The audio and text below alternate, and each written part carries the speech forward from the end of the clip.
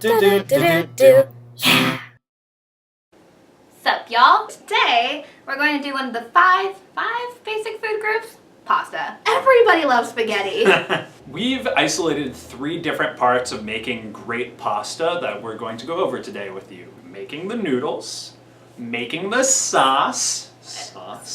Also just any additions that you want to make, a protein of some kind of like hearty vegetable or, you know, whatever you want. I love it. Just keep going. Noodles. Sauce. Additions! Bam! Pow! Huzzah! I love those sound effects. That was great. Noodles. So to first make the pasta, you really need a pot of water. And you also want it to have salt in it. It's supposed to make the flavor better and stuff like that. Once the water comes to a boil, then you want to put the pasta in. It'll say on the package how long you should cook the pasta for.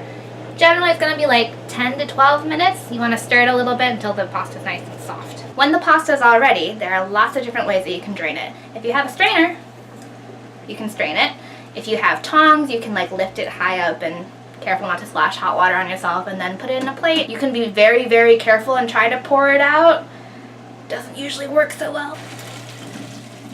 Now you don't want to rinse it with cold water unless you're going to use the pasta for like a cold pasta salad or something. Sauce. Basic tomato sauce. When you have other stuff in your tomato sauce like onions and carrots, celery, other hard vegetables, you want to put that in the pan first with some olive oil. Some olive oil.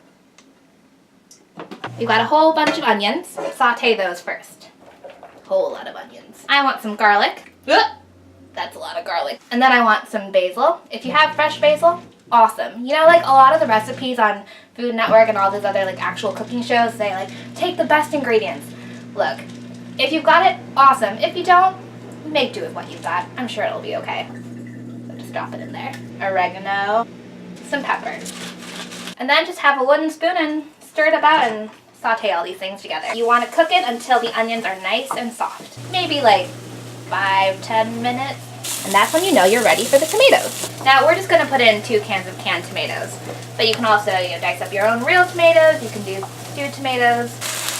Mix it all together. You want to wait until the sauce comes to a nice boil, and then usually I just let it simmer for a little bit. And then you have the sauce. Spaghetti carbonara. It uses egg, Parmesan cheese, bacon, which is why I love it. Put some olive oil in a pan. Now I'm going to put in 2 things. Some bacon, do however much feels right to you. Some garlic. You're going to just stir this around. Keep doing that until your bacon is nice and crispy. In the meantime, we're going to make the sauce. 1/2 cup of Parmesan cheese. Crack an egg over it. Whisk them together. You want to make sure there aren't too many clumps. Take the pasta and put it right on top of the bacon. Get it nice and coated in the bacon grease. You want to take the pasta off the heat. Take the egg mixture. The heat from the pasta is going to cook the egg. Yes. Additions! Yeah!